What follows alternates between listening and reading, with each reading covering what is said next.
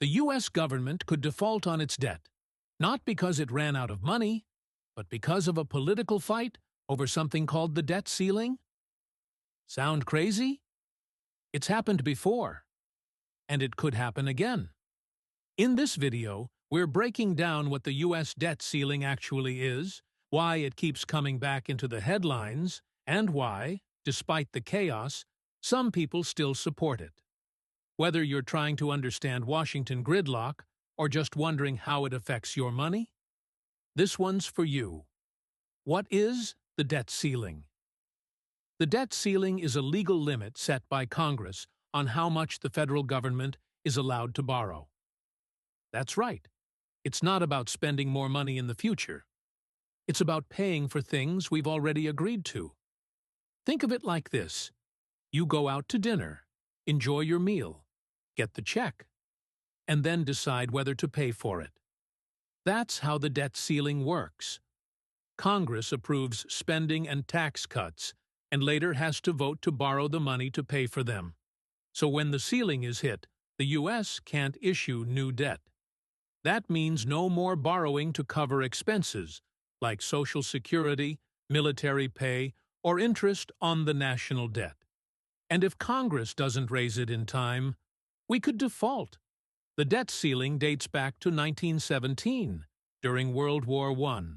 Congress wanted to give the Treasury more flexibility to issue bonds without needing separate approval every time.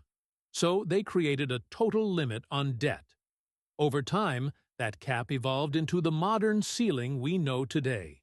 Since then, the debt ceiling has been raised over 100 times, under both Republican and Democratic administrations. But here's where it gets tricky. It's not automatic. Every few years, Congress must vote to raise or suspend the ceiling. And that turns the debt ceiling into a political weapon. Let's be clear. The U.S. government hitting the debt ceiling doesn't mean it's broke. It just means it can't legally borrow more, even to cover its own bills. If the ceiling isn't raised in time, the consequences could be catastrophic. Delayed Social Security and Medicare payments, federal employee furloughs, spikes in interest rates, stock market sell-offs, a potential downgrade of U.S. credit. Worse, a full-on default, failing to pay interest on U.S. treasuries, would shatter global trust in the U.S. dollar and treasury bonds, which are considered the world's safest assets. Even just flirting with default, like in 2011 and again in 2023, caused market turmoil.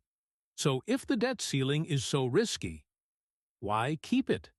Supporters argue that it's one of the few tools left to force a real conversation about government spending. Here's their case. It creates a fiscal checkpoint where lawmakers have to confront how much the U.S. borrows. It gives Congress leverage to demand spending cuts or reforms in exchange for raising the ceiling. It acts as a symbolic barrier to runaway debt, even if it's mostly political theater. In other words, the debt ceiling doesn't stop spending, but it might be the only time we talk about it seriously. Critics say that's dangerous brinkmanship. Supporters call it necessary pressure. What's the alternative? Many economists and policymakers say the debt ceiling should be abolished, or at least reformed.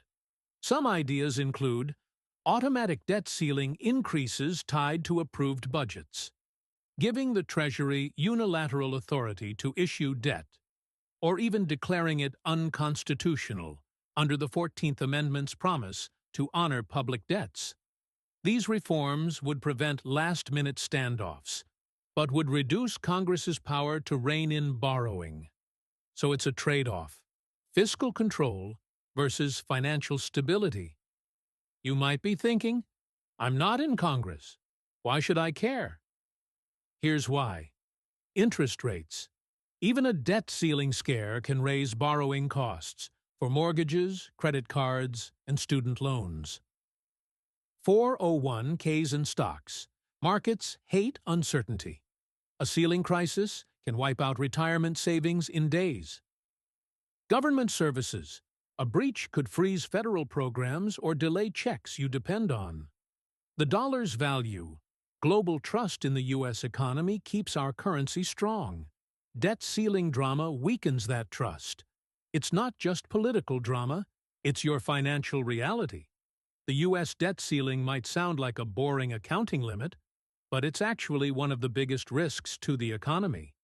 It's a political fuse that gets lit every few years, and when it burns too close to default, everyone gets hurt.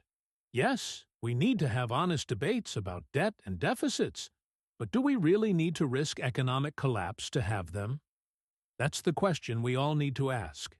If you found this breakdown helpful, don't forget to like, subscribe, and drop your thoughts in the comments.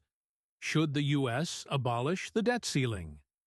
This is Finance Related 101, bringing clarity to the chaos of global economics.